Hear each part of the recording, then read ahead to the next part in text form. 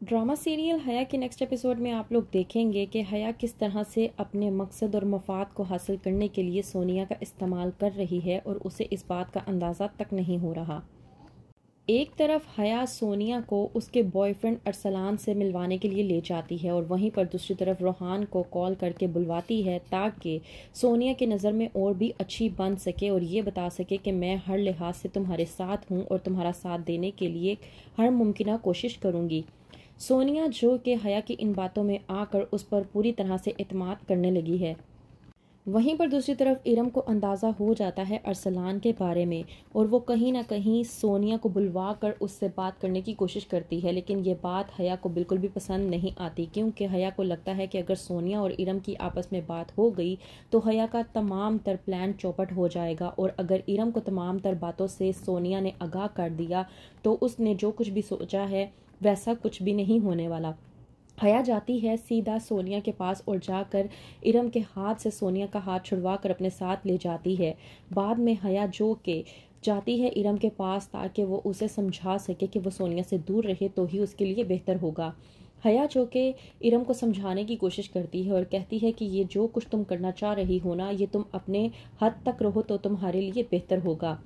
इस बात पर इरम हया को झटकती है और कहती है कि आप जो मेरी ज़िंदगी में मुदाखलत करने की कोशिश कर रही हैं, आप पहले मुझे बताएं कि आपको किसने इजाज़त दी है कि मेरी ज़िंदगी के तमाम तर जो भी अहम फैसले हैं वो आप लें। तो ऐसा नहीं होने वाला। हया जो कि सुनाती है इरम को और कहती है कि ये जो तुम्हारे अंदर है ना, इसे भरम कहते हैं और जब ये टूटता है तो इंसान मनो मिट्टी तले दफन हो जाता है। इरम जो कि हया की इस बात को बर्दाश्त नहीं कर पाती और जवाब देते हुए कहती है कि आप भी मेरी बात सुने, जो इंसान दूसरों की कब्र खोदने की कोशिश करता है सबसे पहले इंसान उसी कब्र में खुद दफन हो जाता है। हया इरम की इस बात को बर्दाश्त नहीं करती और कहती है कि मेरे मुंह मत लगो तो ही तुम्हारे लिए बेहतर होगा।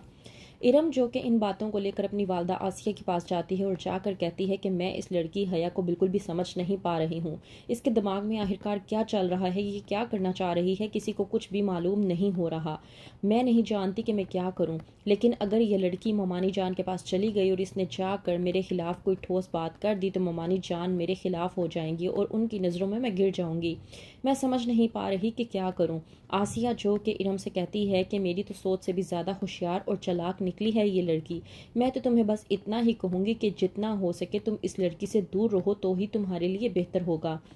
वहीं पर दूसरी तरफ रिफ़त जो कि इस बात को बर्दाश्त नहीं कर पा रही कि हया जो हर किसी की चहेती बनती जा रही है, जाती है अपनी सास के पास और जाकर कहने की कोशिश करती है कि हया को इस घर के मामलात में कुछ ज़्यादा ही